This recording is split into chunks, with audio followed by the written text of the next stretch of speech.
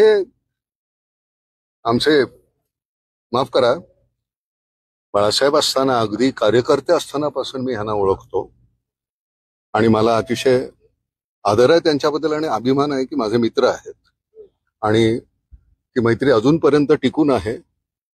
वैयक्तिकरित्या मी काही त्यांच्याकडे मागितलं नाही त्यामुळे, आणि तशी वेळ येत नाही आम्हाला, कारण देवानं आपल्याला इतकं भरभरून दिलेलं आहे. म्हणजे खूप कमी मंडळी जी आहेत राजकारणामधली की ज्यांच्यावर ठपके नाही आहेत, त्यातले हे गृहस्थ आहेत आणि त्याच्याबद्दल मला अतिशय तुमच्याबद्दल आदर आहे साहेब.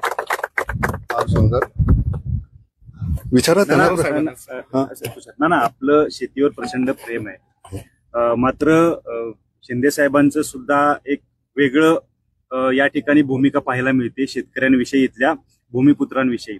त्यांचे तुम्ही मित्र आहात असं म्हटलं. काय तुम्हाला वाटतं शेतीबद्दल त्यांचं किती नितांत प्रेम आहे आणि ते शेतकऱ्यांबद्दल नक्की काय अजेंडा घेऊन पुढे चालले? तुला काय आता तू सगळं सांगितलंयस आणि त्याच्यात तुम्हाला काय वाटतं? मला काय वाटायचं, अरे मला त्यांच्याबद्दल काही वाटलं नसतं तर मी आलोच नसतो इथं. मला काय असतं, काही मित्र असे असतात तुमचे की ज्यांच्याकडे बघून तुम्हाला अतिशय समाधान वाटतं. राजकारणामधला एखादा माणूस सातत्यानं अशा पद्धतीनं जर काम करत असेल तर अजून काय पाहिजे, ज्याच्यावर कुठलंही किटाळ नाहीये. हे सफेद म्हणजे सफेदच आहे, हे काही डाग नाही. आणि मला असं वाटतं हे सांभाळणं फार कठीण असतं रे. बरं, कुठली पदं तुम्ही मुख्यमंत्री पद भूषवल्यानंतर सुद्धा तुमच्याकडे कोणी असं बोर्ड दाखवू शकत नाही, त्याच्यापेक्षा अजून काय लागतं.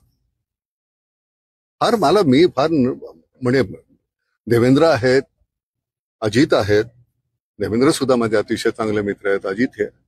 पण ह्यांना मी खूप आधीपासून ओळखतो, खूप आधीपासून म्हणजे खूप आधीपासून.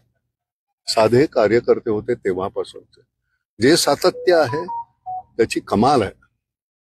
आणि पुन्हा तसंच बोलणं, तसंच वागणं, तसंच राहणं. मुख्यमंत्री झाल्यानंतर थोडा कपड्यामध्ये फरक पडतो, तो होतो, त्याला नाही इलाज आहे. पण अदरवाईज असे मित्र असणं आनंद आहे.